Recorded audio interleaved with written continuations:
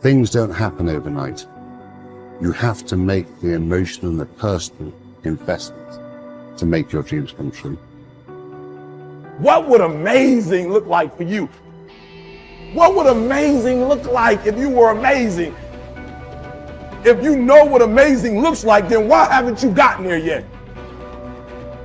I want you to say, the reason I'm not as amazing yet because I hit the snooze button. That's why I'm not amazing right now. The reason why I'm not amazing right now is because I couldn't get up early enough because I told myself I'm not an early person. The people in the world become weaker people. It's by capping your brain. It's by putting this kind of garbage in it about not attacking what you're not good at. There is no shortcut. There is no hack. There's no sweatless solution. You're gonna have to work. There is always weakness to work on. Always. A lot of them. Why would we allow ourselves to make easy excuses? Why would you allow that? It's not what happens that determines the major part of your future. It's not what happens. What happens to us all. That the key is what you do about it. It's not what happens, it's what you do about it. Stop being a lazy, bum-ass person that's full of excuses, sitting around on the pity potty, coming up with every excuse in the world as to why you ain't winning. You are the reason you're not winning. Find a way and an understanding that this thing that we are dealing with right now in our lives is only temporary. It's temporary and it will not last forever. You must realize that you must grow enough tenacity within yourself to press on. Are you going to put in the work or not? Are you going to find a way to reach your goals or not? The minute you start thinking, I don't want to do this, the minute that feeling creeps in, that's the time you're having a test. The minute you feel the ache of, I'd rather do something else, I'd rather do anything else than this, that's the test. The minute you train yourself to say, this is my opportunity, is the minute you go from loser to fucking winner. And this is a skill. This is something you practice. You are amazing and you have limitless potential. So start tapping into it by not sitting on the fence. Get up, get out, and get it done, baby. Let your work get your opportunity. Let your work get your praise. Let your work open up doors. Let your work get people paying attention. Let your work get the whole world to notice. Stop thinking, stop procrastinating, and you gotta work. So you got to make sure that you constantly are rewriting your book. You have to constantly rewrite your book every day of your life. You know, and these aren't just words I say. This is how I have to live. Like, these are conversations I have with myself. And I say it everywhere I go. The most important conversation when you have with yourself. Yes. You live with it every single day. But most of our conversations are not the right ones. They're not the ones that are going to push us to the place we need to go. They're the ones that are going to keep us sitting in that toxic environment that you've helped create and everybody else helped create, and you just live in it. You live in that muck, and that conversation just plays in your head, and that becomes you. So my first conversation when I was absolutely nobody, and that's one thing you have to say. We live in a world now that's so kind. We find the kind way around everything.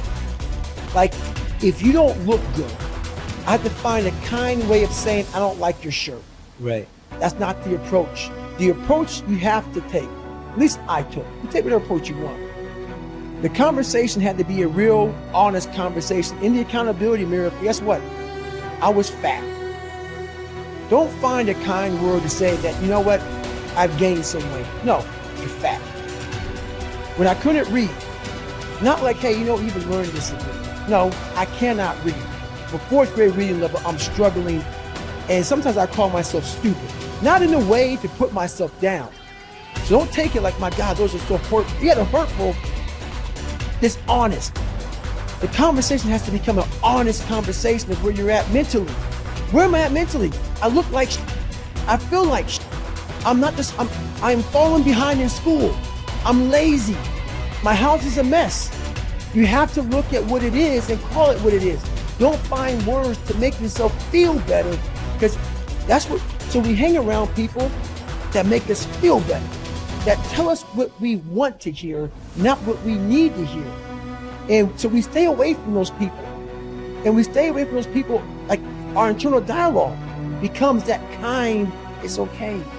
It's not okay. So that's where it starts. It starts with that accountability of it's not okay anymore. This can no longer be okay. And calling yourself out for exactly what you are and exactly how you need to fix it. That's where it starts. Take full responsibility for your life. Accept where you are and the responsibility that you're going to take yourself where you want to go.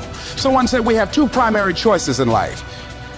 We can either accept conditions as they exist, or we can take the responsibility to change them. See, a lot of people want to exempt themselves from taking responsibility. All they want to do is talk about the problem.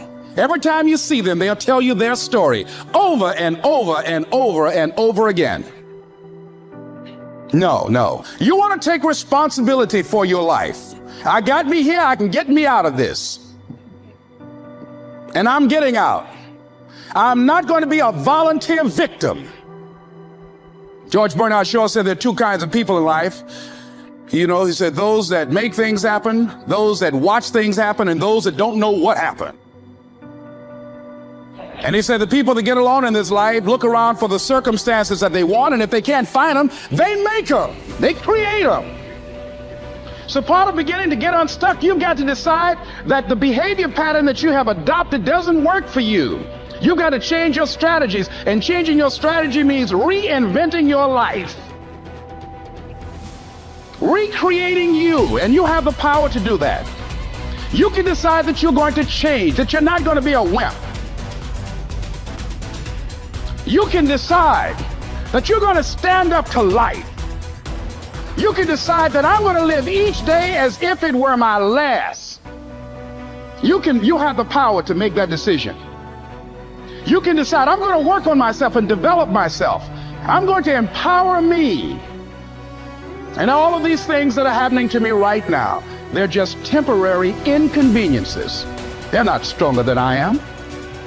I'm in charge here. Your self-confidence is closely connected to your self-esteem and to how much you like yourself. Dr. Nathaniel Brandon calls self-esteem your reputation with yourself. It is how you feel about yourself and your abilities in relation to any situation that determines how much you like yourself and consider yourself to be a valuable and worthwhile person. The more you like yourself, the better you do. The flip side of self-esteem is what psychologists call self-efficacy. Self-efficacy is a measure of how effective and competent you feel you are to perform a particular task or to achieve your goals. This is called performance-based self-esteem. What this means is that if your self-confidence and your belief in yourself are determined by your self-esteem, or how much you like yourself is determined by how capable you feel you are in any given set of circumstances. For example, if a problem comes up at work or home, and you are so familiar with it that you can solve it quickly and correctly, your self-efficacy and your self-esteem goes up. You feel more capable and confident and more willing to take on other challenges and difficulties. You feel more positive and optimistic. You feel like an excellent person. If, on the other hand, a problem or difficulty came up and you were unable to do anything to solve it, and you felt frustrated or ineffective, your self-esteem would suffer and your self-confidence would go down. You would feel negative about yourself and your abilities. You might even become angry or depressed. You would feel powerless rather than powerful.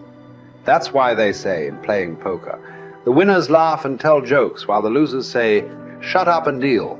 The law of cause and effect applies to everything you are today and to everything that you become. If the effect that you desire is high and unshakable, levels of self-confidence, then it is necessary that you engage in the same behaviors practiced by others who enjoy high and unshakable levels of self-confidence. And you will soon experience high levels of self-confidence yourself. Studies conducted on thousands of men and women who have moved from ordinary to extraordinary performance and who have moved from feelings of inadequacy to feeling great about themselves show that there is a direct cause-effect relationship between competence and mastery on the one hand and self-confidence on the other. To attain this wonderful, healthy feeling of optimal performance, you need clear goals, challenging standards, regular feedback, total concentration, step-by-step, step success, and a feeling that you are expanding your capabilities to a new, higher level.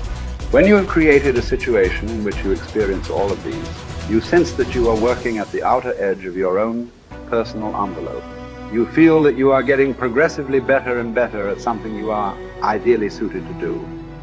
And that while you are still working within the range of your capabilities, you are stretching yourself at every moment. When you are caught up in this kind of experience, you often lose track of time.